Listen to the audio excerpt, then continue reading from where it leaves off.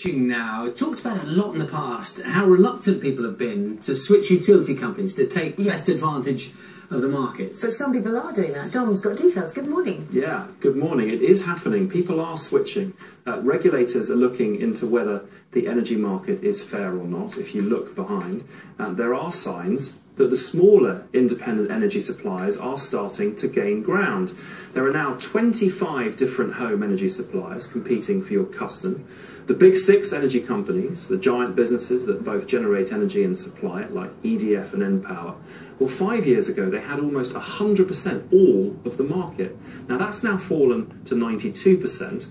The largest small supplier, First Utility, now has 1 million accounts, so it has grown, but bear this in mind, the biggest company, British gas owner Centrica, still has 15 million. So quite a long way to go. Let's talk to the boss of that smaller energy company trying to challenge the bigger rivals, Ian McCaig, Chief Executive of First Utility. Ian, welcome. Good morning. How hard is it to compete on price with a big energy company, given that they have the economies of scale and they both generate and supply energy? How hard is it? Yeah, it's not as easy as it should be, is the answer to that. There's been the CMA referral recently, so the Competition and Markets Authority referral. One of the areas that we believe should be looked at very closely is exactly what you've said, that linkage between generation and supply, and whether or not there's an economic benefit in that sort of hampers competition, and an economic benefit that could be passed on to customers. Now, yeah, First Utility was criticised last year for poor customer service,